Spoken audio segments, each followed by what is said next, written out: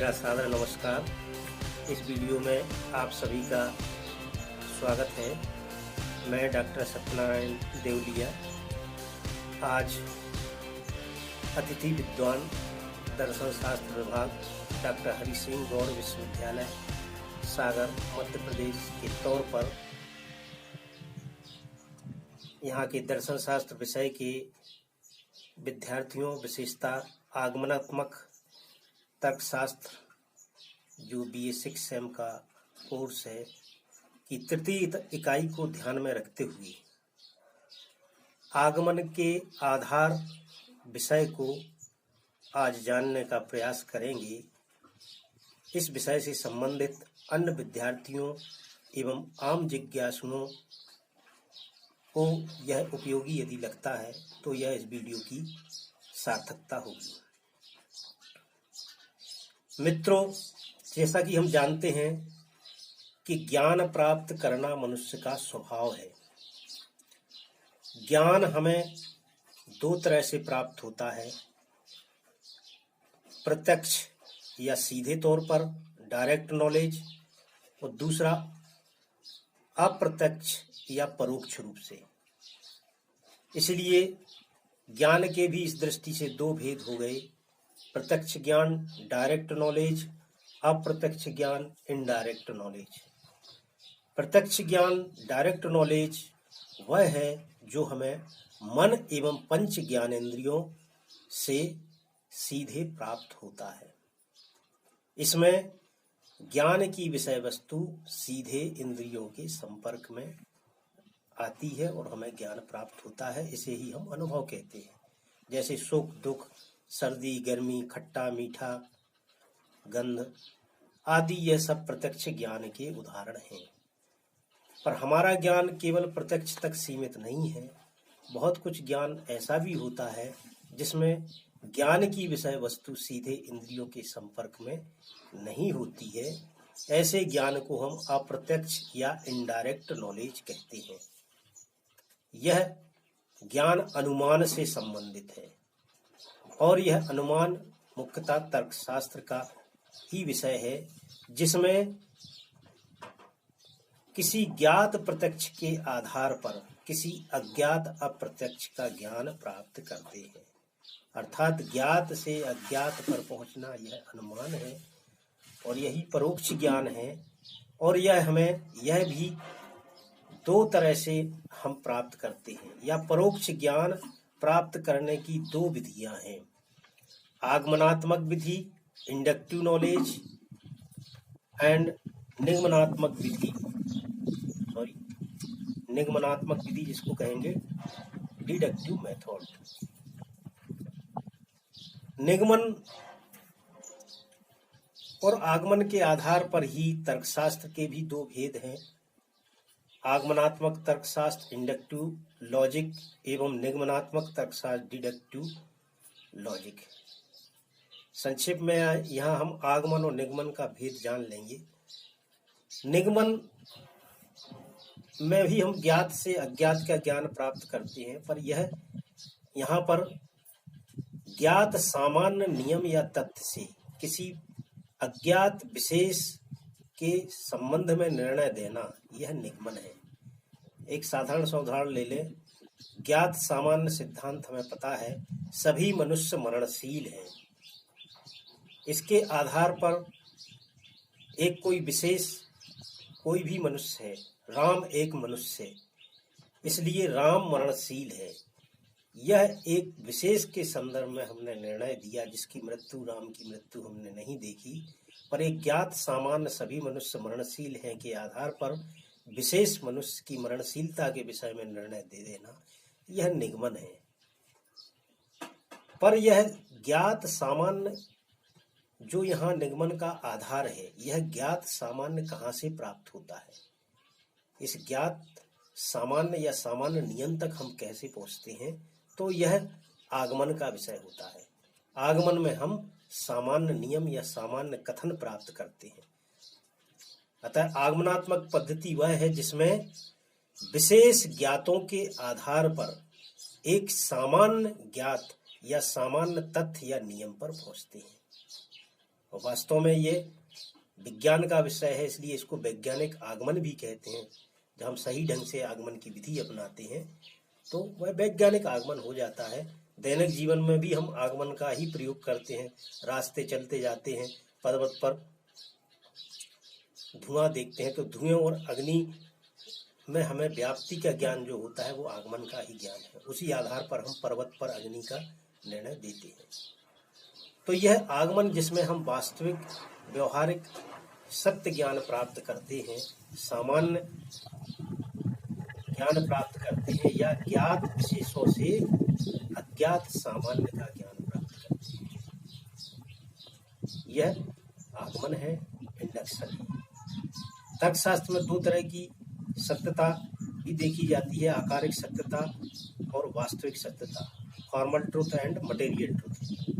आकारिक सत्यता युक्ति की संरचना से संबंधित होती है, जो मुख्यतः निगमन का विषय है, और वास्तविक सत्यता मटेरियल ट्रुथ, जिसमें वह कथन जो युक्ति में आए हैं वो वास्तविक तौर पर सत्य है या नहीं, यह आगमन का विषय है। पर दोनों तरह की सत्यता का संबंध एक दृष्टि से आगमन से भी है, पर मुख्यतः वास्तविक सत्यता हम यहाँ प्राप्त करते हैं। तो ये वास्तविक कथन या सामान्य कथन, सामान्य नियम हम आगमन में कैसे प्राप्त करते हैं, आगमन का आधार क्या है, यह इस वीडियो की चर्चा का विषय है। आगमन के आधार, द ग्राउंड्स ऑफ इंडक्शन, इसको भी हम दो वर्गों में बांट सकते हैं। आगमन के दो मुख्य आधार हैं, आकारिक आधार फॉर्मल ग्राउंड्स एवं वास्तविक आधार मटेरियल ग्राउंड्स। आज इस वीडियो के माध्यम से हम केवल आकारिक आधार को ही संक्षेप में जानने का प्रयास करेंगे, पर इनके वर्गीकरण को हम और संक्षेप में जान लेते हैं। आकारिक आधार भी पुनः दो तरह के हैं, प्रकृति समरूपता का नियम, law of uniformity of nature, दूसरा कार्य कारण नियम, लॉ ऑफ कॉजेशन। इसी तरह से वास्तविक आधार भी दो तरह के हैं, निरीक्षण ऑब्जर्वेशन एवं प्रयोग एक्सपेरिमेंट। तो यहाँ हम आकारिक आधारों की चर्चा करें, प्रकृति समरूपता नियम एवं कार्य कारण नियम। प्रकृति समरूपता नियम, law of uniformity of nature, यह कहता है कि प्रकृति समान परिस्थिति में समान व्यवहार करती है, या प्रकृति अपनी पुनरावृत्ति करती है, नेचर रिपीट्स इटसेल्फ। प्रकृति में अभी तक जो घटना जिस तरह से घटित होती आई है, जिस देश काल परिस्थिति में, उसी तरह से घटित होती रहती है। आग जलाने का काम करती आई है तो हमेशा हर जगह जलाने का ही काम करेगी। प्यास लगने पर पानी पीते हैं और प्यास बुझती है, तो ये हमेशा ऐसा करने से ऐसा ही होता आया है ना। ये प्रकृति की समरूपता है। प्रकृति की समरूपता को भी हम तीन रूप में देख सकते हैं, और वह मिल ने इसका वर्गीकरण किया है। वह तीन तरह की समरूपता है, अनुक्रमिक समरूपता, यूनिफॉर्मिटी ऑफ सक्सेशन, सह अस्तित्व की समरूपता, यूनिफॉर्मिटी ऑफ कोएग्जिस्टेंस, समानता की समरूपता, यूनिफॉर्मिटी ऑफ सिमिलरिटी। अनुक्रमिक की समरूपता यह होती है कि एक घटना के तुरंत बाद दूसरी घटना उसी तरह से घटित होते रहना। पानी पीने के बाद तुरंत बाद प्यास बुझ जाना, ये अनुक्रम है, सक्सेशन है। सह अस्तित्व, एक साथ किसी चीज का अस्तित्व, ये समरूपता। लकड़ी है तो उसमें जलाने की समरूपता, कोई ठोस धातु है तो उसमें ठोसपन की एक समरूपता।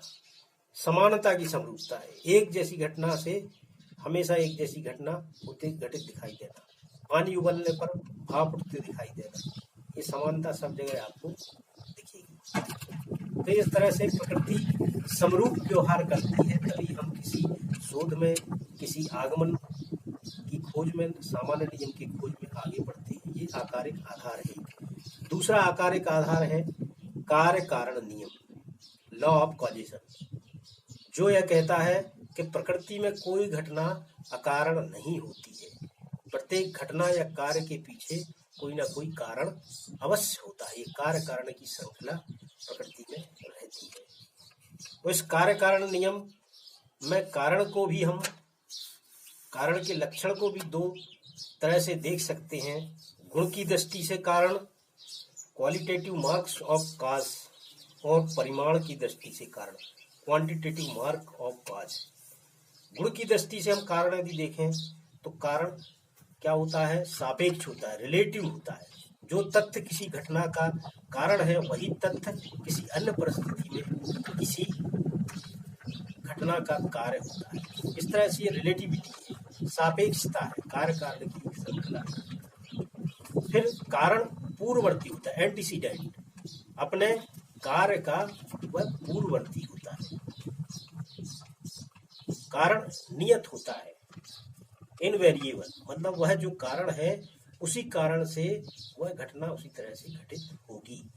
कारण निरूपाधिक भी होता है, अनकंडीशनल।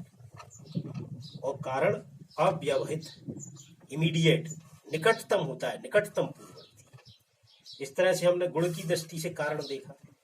परिमाण की दृष्टि से देखें तो यहाँ द्रव्य और ऊर्जा की नित्यता का नियम लागू होता है, law of conservation of matter and energy, अर्थात कारण परिमाण में कार्य के बराबर ही होता है। वह द्रव्य और ऊर्जा में कार्य के बराबर उसकी समानता होती है। इसलिए यहाँ द्रव्य संरक्षण का नियम, law of conservation of matter, और ऊर्जा संरक्षण नियम, law of conservation of energy, ये दोनों यहाँ मानकर हम चलते हैं, तभी हम प्रकृति में कोई सामान्य नियम की खोज में आगे बढ़ते हैं। तो यह कार्य कारण नियम दूसरा आकार्य का आधार है। कारण के हम भेद भी देख सकते हैं। चार, जो अरस्तु ने के अनुसार हम देख सकते हैं, चार तरह के कारण बतलाए गए हैं। उपादान कारण, मटेरियल काज, आकारिक कारण, फॉर्मल काज, निमित्त कारण, एफिशिएंट काज, लक्ष्य कारण, फाइनल काज। इन कारणों को हम एक मिट्टी के घड़े के उदाहरण के द्वारा आसानी से समझ सकते हैं।